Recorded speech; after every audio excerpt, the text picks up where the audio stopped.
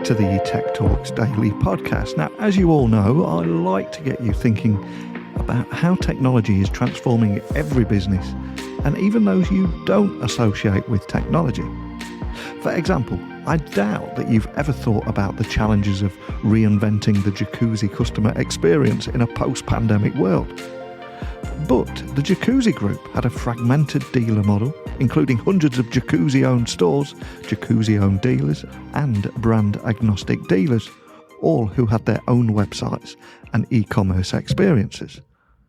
So collectively, this made managing the Jacuzzi brand a complete nightmare, not to mention the inconsistent experiences that it was portraying to its customers. So at the Symposium event here in Chicago, I've learned how with Sitecore Order Cloud, Jacuzzi were able to unify those experiences, delivering both a best-in-class experience and future-proofed omnichannel connectivity at scale. These are just a few things that I learned in a keynote today by Jacuzzi. So straight afterwards, I grabbed today's guest from the show floor and asked him to come on the podcast. And thankfully, he said yes. So buckle up. Hold on tight, because no matter where you are in the world, I'm going to beam your ears directly to the show floor here at Symposium in Chicago to talk to Jacuzzi about their digital transformation story. So a massive warm welcome to the show. Can you tell the listeners a little about who you are and what you do? Yeah, thank you so much for having me. Kyle Blades. I'm the Senior Director of Digital and E-Commerce for Jacuzzi, which for us, that means I cover our e-commerce, so both direct to consumer as well as through our retailers. I also handle our call center, so we call it our concierge team that works directly with consumers, and then finally all of our marketing technologies, including our websites, jacuzzi.com, as well as other of our websites, and then all of the rest of our marketing technologies.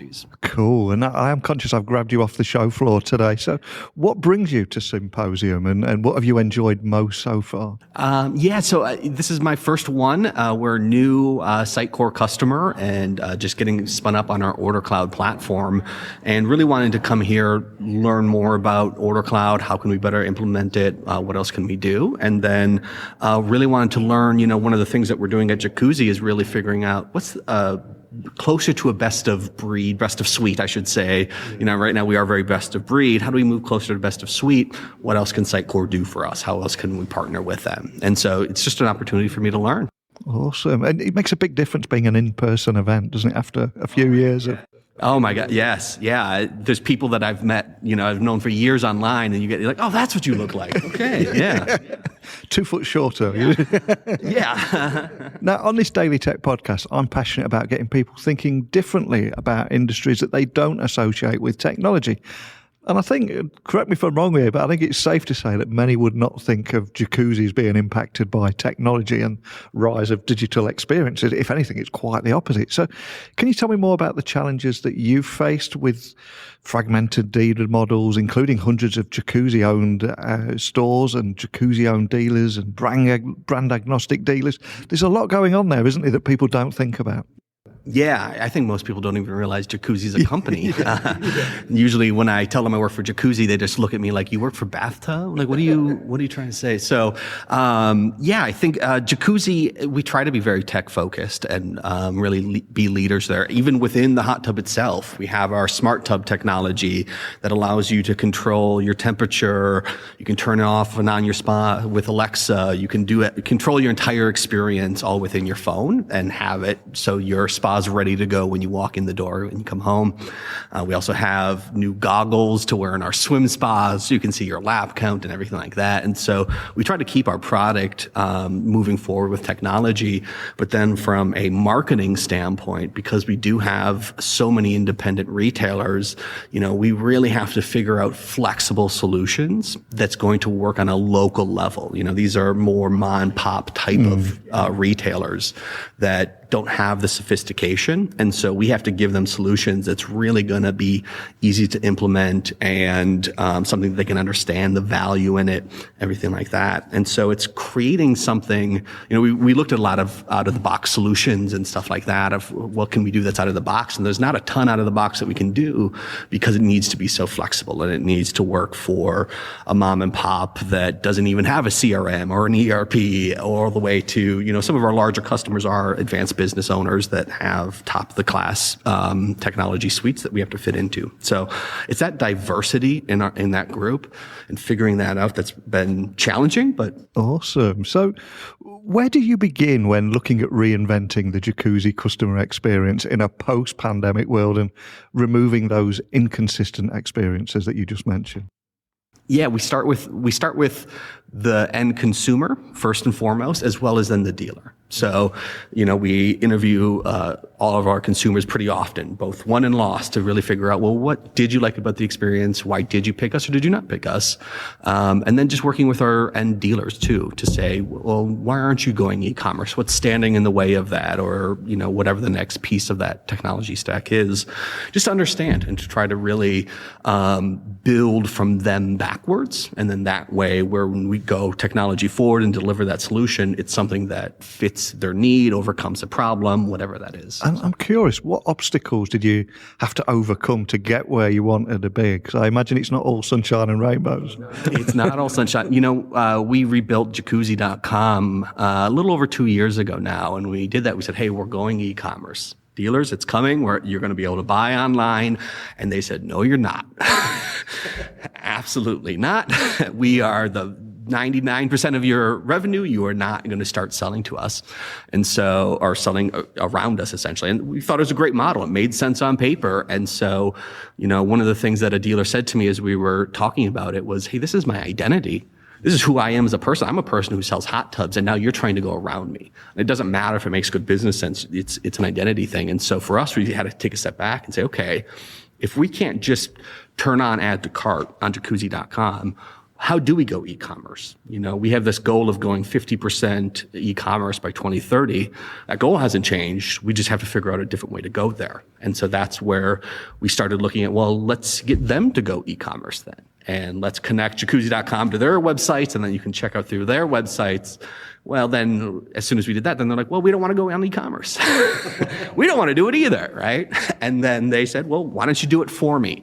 And then that's finally where we got to the point where now on Order Cloud, we're building out of the box e-commerce websites for them because that's, the goal didn't change. We just had to find all these different ways to try to do it. And we ended up there. And just to bring to life what you're talking about there, do you have any examples of how you were able to unify experiences and provide future-proof omnichannel connectivity at scale? Because it all sounds great on paper, but do you have any examples that would bring that to life? Yeah, I think, we just worked with our partner Layer 1 to implement a new PIM, and tying into that our DAM and our CMS to say, okay, hey, let's get you product pages out of the box so that way, if you go to a jacuzzi section, it's not just a, kind of cropped, pixelated picture of a jacuzzi. Let's provide you that entire product page so you have good information, a compelling story to tell on those, and let's get that out to our dealer network. So it's those types of things where we can get it to them, we can help them implement it, and then that way we're providing our product pages on Jacuzzi.com looks like a lot of the product pages you'll see for our dealers. So if we were to look under the hood at what makes everything possible, because the reason I ask this is there'll be a lot of business leaders listening, think this makes perfect sense. This is what I'm going to need to do too. Maybe I need to chat with your partner too. They're going to speak to their IT director who's going to go, 1,000,001 questions. So if we were to look under the hood, is there anything you can share about the technology that essentially brings those experiences to life? Yeah, and that's the challenging and fun thing for us is that because we were built through acquisition, we have a lot of different business units. And one of the things that we're trying to do right now is standardize that technology stack. So our Jacuzzi.com is built on Salesforce Commerce Cloud. We're rolling out Adobe Experience Manager as our DXP. We have InRiver as our PIM. And one of the things that we're doing is saying, that's all working okay. But what we're building with Layer 1 for our Sitecore Order Cloud is working really, really well. how do we standardize that across the organization? Let's bring that all into one place. And so it's finding the right partner, obviously paying me the exorbitant amount that I'm worth. And then finally, it's finding that technology that fits your business. It's not always let's go to the Gartner or the Forrester chart and pick the top one. It's what's going to work for our business, and that's not always necessarily the leader, but it's something that can scale along with us. And I suppose the big question is, what has been the ROI of enhancing the customer experience with technology, and what additional business value have you seen, and how do you measure that success? Because it's the old saying, isn't it? You can only improve what you measure. So where do you begin with that side of things? For us, we are private equity owned, and so everything has to have a revenue ROI tied to it, going in and coming out. And so we know the investments that we've made over the last few years have brought back over $43 million to the organization, just through the new technology that we've rolled out. And so it's that kind of success that's allowed us to continue to make investments in these types of things. But not only that, what I think we don't talk about enough are all the failures that we had along the way, of all the things that didn't work, but being leveraged enough in our mix of what we're going to try and test to say that, hey, the things that are successful, that do work for us, we are going to get a big enough return on those that the money that we lost on the 9 things that didn't work, we're going to be able to cover those costs. And have you received any resistance within the company along the way, or is everybody? Because there's very often a bit of change of culture that's required with any new solution. Absolutely. It was very much when I got there, it was kind of your job is to take a lead from Jacuzzi.com and to give it to the dealer. That's your job. Yeah. That's it, right? And so this whole, hey, we're going to go omnichannel and we're going to do e-commerce and we're going to build new digital products that don't exist in the world. That just wasn't the mind space. And really, I think one of the things is what I call coalition building, is that you're not going to go it alone. You're not going to brute force your way to be successful with this. Is you've got to get people on your side, and you got to share that vision and get them excited about it, and make sure that you're going in this as a team. So that way, when you make those asks for those millions of dollars, you've got a team behind you to do that. And you can only do that if everyone's on board. Yeah. And where do you go from here? What's next for you? I appreciate it's probably not too much you can share, but is there anything you can about the road ahead? Yeah, we've got what we call our Vision 2025. And so there's a, Jacuzzi-wide Vision 2025, down to marketing, down to what we're doing in digital and e-commerce. And the standardization's the big project right now. And then how do we just continue to advance? Obviously, everyone's concerned about data. We want to have the biggest, first-party data pool in the hot tub industry and in the bathing industry. And so those are the kinds of things that we're trying to solve as we standardize across the globe. Fantastic. Now, I know you, after speaking with me today, you're going to be going to the party this evening. I'm hoping there's going to be some jacuzzis at this party, but they wouldn't let us get in through customs. I tried, so put them in my carry-on. They couldn't. They wouldn't. So to leave us on a fun note, I always ask my guests to leave us with either a song that has inspired you that we can add to our Spotify playlist, or a book that we can add to our Amazon wish list. What are you going to leave us with, and why? Gosh, I'll go a book. I love reading. The book that has stuck with, I think I've read it for the first time probably 10 years ago, and it's like my go-to book is Thinking Fast and Slow, from Daniel Kahneman. Just really, I think everything that we're doing is building stuff for human beings and better understanding how human beings think and how they process information and how they make decisions. I think is so impactful, and for us to keep in mind as we're building a product, you got to build it for somebody, and they're going to either decide to purchase a hot tub or they're not going to decide.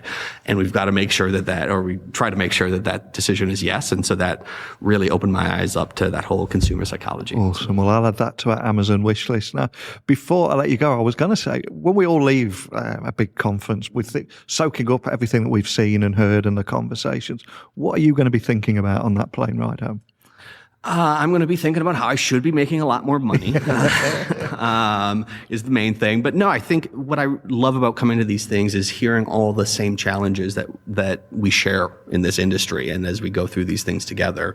And so the big thing that I'm thinking about, it's almost like a renewed energy of like, there's roadblocks, always is. And, for me, it's like, hey, let's get the team and let's re-energize them and get them going and continue to push and see the success that we've seen. And I know we've covered a lot today. So anyone that was interested in finding out more about the journey that you've been on, maybe even contacting you or your team, what's the best starting point for everything Jacuzzi? Yeah, for everything Jacuzzi, jacuzzi.com is a great place to go. You can purchase a hot tub. Feel free if you reach out to me. And I am on LinkedIn. They can find me, Kyle Blades. Not a lot of us out there.